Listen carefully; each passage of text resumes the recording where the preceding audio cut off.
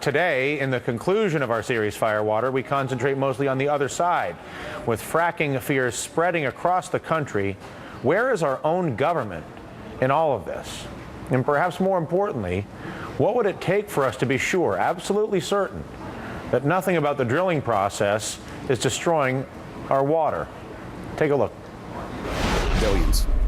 Multiple billions. Multiple billions. 5 billion, 10 billion, or nobody knows? Nobody knows. I'm guessing multiple billions, tens of billions. That's how much engineering professor Tony Ingraffia estimates it would cost to conduct a nationwide scientific study on the true dangers of drilling for natural gas. Water processing, solid materials processing, cement, and deep below ground. It could be complicated and costly, but with headlines warning of spills and explosions. New concerns from people in the community. Worried residents raising questions about environmental and health risks. And then my daughter, she would get in the shower in the morning before school, and she'd have to get out and lay on the floor because she thought she was going to pass out because of the methane in the water. And an underground treasure chest up for grabs. There's trillions of dollars worth of gas, supposedly, in the Marcellus alone. Suddenly, it doesn't seem like such a wild idea. You wouldn't see all these companies coming to town if they didn't think that there was a lot of money to be made. What's a few $1 billion here, a few $1 billion there if you're going to be making trillions? The Department of Energy estimates that by 2035, shale gas will account for 45% of U.S. gas supply. That's triple what it was in 2009. Of course, to use the gas and sell the gas, you first got to get the gas. And documentary filmmaker Josh Fox worries the industry will do anything to protect its business interests, including forfeit safety. I've been investigating this as part of my new film, taking a look at the incredible influence that industry has, that those industries have on our system of politics. What we need to do is start to move away from fossil fuels. The problem is a question of political influence and political will. The people's voice in Washington, D.C. on this issue is the softest, and it's the least that they are listening to. If money talks, this industry is shouting. According to the Center for Responsive Politics, the energy sector spent over $400 million lobbying Congress last year alone. Oil and gas companies made up almost $150 million of that. So who is Washington listening to?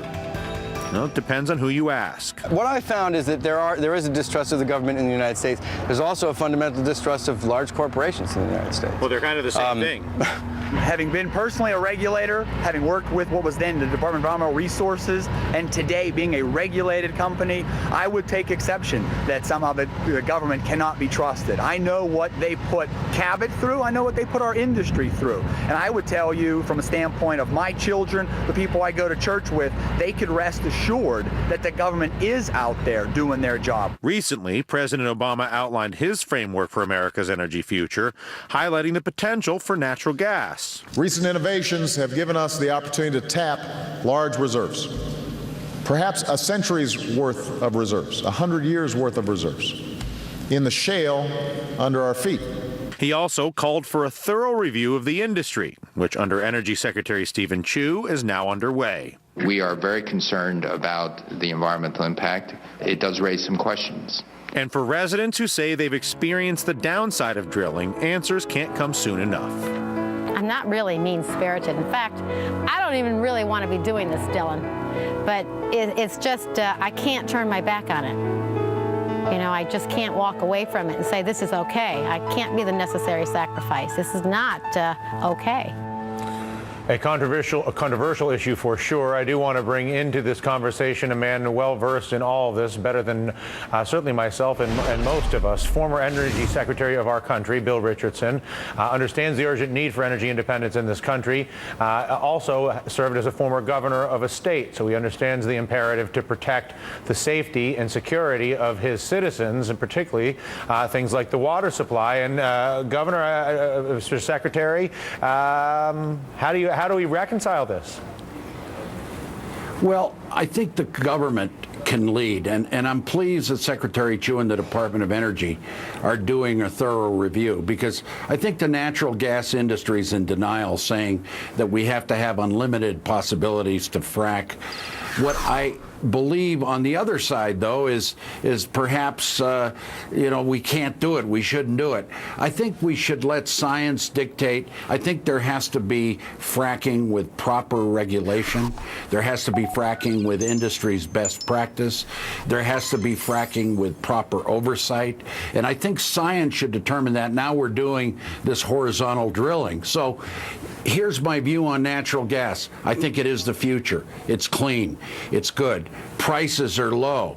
But I think those that think that we should just unlimitedly proceed with fracking without any further study, reviews, oversight, regulations, stiff regulations, I think are operating in a pipe dream and are going to lose a lot of popular support for an energy source that could be the future of this country, along with solar and wind and renewable energy. One concern with that is the distrust of the government. As you probably know, we went out on the road a bunch of months earlier this year and met a lot of different folks. One of the people that I was able to meet was a gentleman who's a senior executive in the gas industry who saw our coverage and sent me an email. I want to read you an excerpt of this because I think he really hits the issue on the head.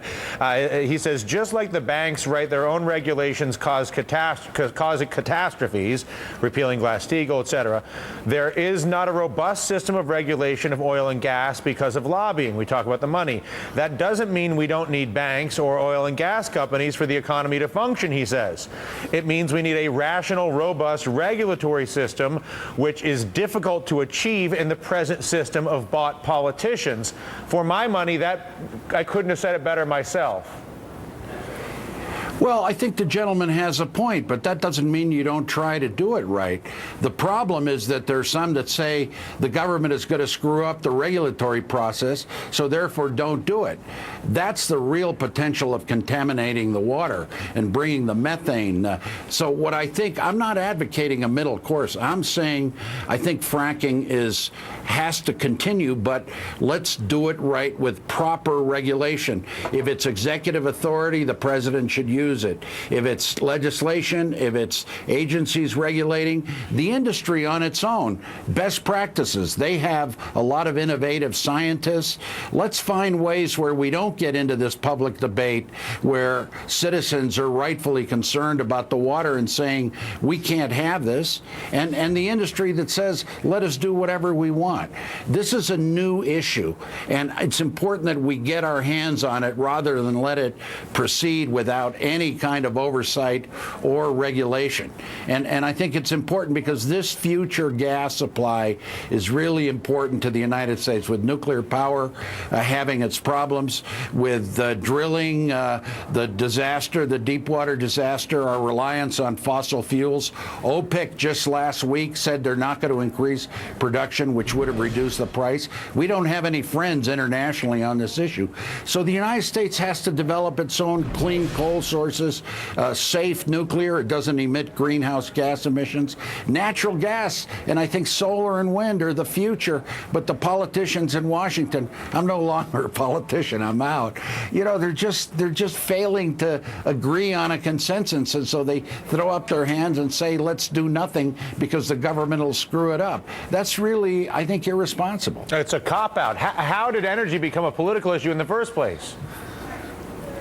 Well, because both parties never wanted to deal with it because there were some tough choices. The oil and gas industry, I fought them here in New Mexico when I was in Congress on, for instance, cleaning up their waste when they drill. They didn't want to do it in my state. We got them to do it.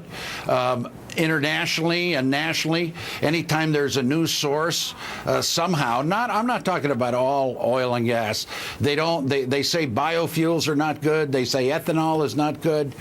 So there's got to be some unity among our energy sources. Yeah, listen, I agree with that, and I would argue there's got to be some unity on the decision to stop wasting 2/3 of all the energy, regardless of what the source is. Governor, it's a pleasure, and your analysis is beneficial to all of us, and I appreciate it. Thank you. Thank you. The simple facts appear to be this. Natural gas is cheap. We've got a ton of it underneath our feet. New technology, we can get to it. There is plenty of evidence that we can get a lot of it out of the ground safely a lot of the time. However, when there are problems, They are disastrously bad. I want you to think about those images of explosions and questionable drinking water, the total elimination of the viability of people's lives and homes because of the disruption of this process. And then, of course, there are the very real concerns about who any of us can trust on the matter, which leads us back to the only real energy issue that all of us can address every day, starting today, with no controversy whatsoever. While the fuel source debate rages on, all of us can act now. I have great hope that with great patriots like Boone Pickens and filmmaker Josh Fox, each in their own right leading the charge towards energy independence, we will ultimately find out the true costs and benefits of each fuel source and end our addiction to foreign oil. But only engaging in that debate maintains the status quo that is big oil. And we have a real opportunity right now to do something. The same way the deficit debate is America finally worried about what we're leaving for future generations. We've gotten to that point. We're waking up. But the real future of America is more about where we get our energy and how we preserve our environment than what it is that we do with a bunch of money that's really just a concept on a computer. So if we're truly serious about the future of our country, the deficit debate, and oh my goodness, and the hand-wringing, let's use that spirit to a real issue and stop wasting energy. 2/3 of it, the cars, the houses, the power grid. It doesn't matter whether it's the sun, the water, natural gas, we burn it out the window. And let's create a sustainable energy policy that doesn't waste for our kids and for ourselves.